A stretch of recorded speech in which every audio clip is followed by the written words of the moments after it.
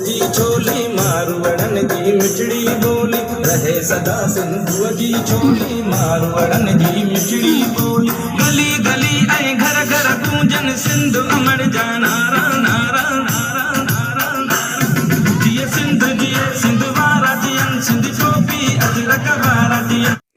समूरी सिंध जियां सिंध जे क़ौमी कार्य खे ठिकराठो ऐं मुबारकपुर वासियुनि पारां भरपूर मोट ॾींदे पंहिंजी सिंध अमड़ जे हक़ीक़ी चैनल सिंध टीवी न्यूज़ सां मुकमल सहकार करे सिंध सां मुहबत जो सचो सबूत ॾिनो आहे।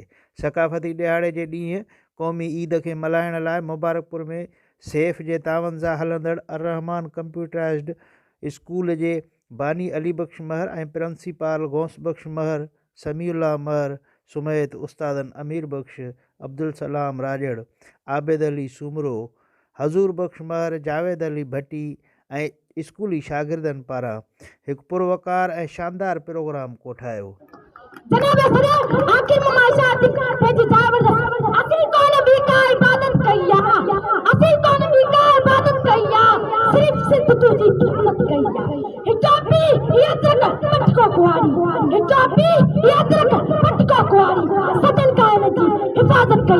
जी छोली मारवड़न जी मिठड़ी बोली रहे सदा सिंधुअ जी छोली मारवड़न जी मिठड़ी बोली।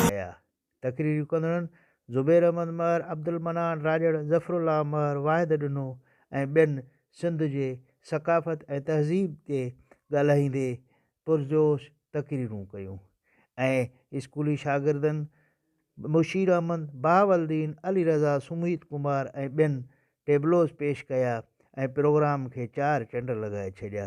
प्रोग्राम जी आख़िर में क़ौमी गीतनि ते रक़्स करे ख़ूब दाद हासिल।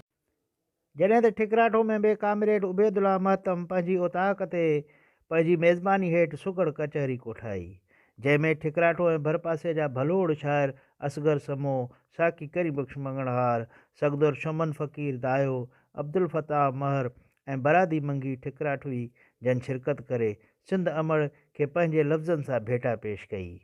सिंधी क़ौमी काज जी ख़ुशी मल्हाईंदे उन्हनि सिंध टीवी सां ॻाल्हाईंदे इश्क बयान कुझु हिन रीत कयो।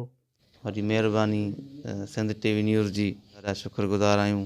अॼु सिंधी टोपी कल्चर डे आहे, 5 दिसंबर माशाल्लाह सॼी संगत बि हिते गॾु थी आहे। हिननि जी वॾी महिरबानी। सिंध टीवी जा वधि खां वधि असां थोराता आहियूं जीअं असांजी हामी भरी सॼी सिंध सॼी पाकिस्तान खे सिंधी टोपी अजरक ॾियारे 5 दिसंबर जी वधि में वधि मुबारक हुजे।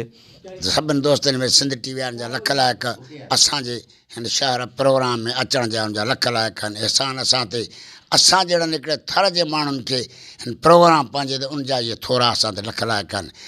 चीला चारा मारुनि जा त मलीर में उथो असुर वेल जो कनि वर्तन जा वारा छॾे खूह खारा मारू मिटी आया। सिंध टीवी वारनि जा असीं तमामु थोराइता आहियूं। साईं उबैदुल्लाह जे अॼु अंगण ते ई प्रोग्राम मल्हायूं पिया। असीं अॼु बि आहियूं अमुन जा पुॼारी, असीं अॼु बि आहियूं अमुन जा पुॼारी, सिंधू सीर सावन कखनि जा पुॼारी, कॾहिं की न आहियूं गोली बमन जा पुॼारी, सगदर सचाई सुखन जा पुॼारी, सगदर सचाई सुखन जा पुॼारी। तमामु घणा थोराइता आहियूं सिंध टीवी जा, जंहिं पंहिंजो वक़्तु कढी ऐं हिन सिंधी क़ौम, हिन सिंधी धरती ऐं हिन सिंधी अबोज माण्हुनि लाइ पंहिंजो इहे प्रोग्राम रखियो। अजरक टोपी पटके वारनि खे पूरी दुनिया में उजागर कयो। सिंध टीवी जी तमामु वॾी महिनत ऐं तमामु वॾी जाखोड़ सां उहे माण्हू अॼु दुनिया जी नज़रुनि ते अची विया आहिनि, जिन लाइ आउं चवंदुसि त छिगल छॼ हथनि में कुल्हनि कोॾारा, पोरे ख़ातिर पंहिंजे उथनि संवारा, से ओॾ बि वेचारा लाखा वञनी लॾियो। सिंध जे क़ौमी काज में शरीक सांगीड़नि सिंध टीवी न्यूज़ ऐं उन जे पूरी सथ जो शुक्रियो अदा कयो। कैमरामैन मुग़ल महर ऐं बासन महर सां गॾु मजीद महर, सिंध टीवी न्यूज़ ठिकराठो। जी छोली मारवड़न जी मिठड़ी बोली रहे सदा सिंधुअ जी छोली मार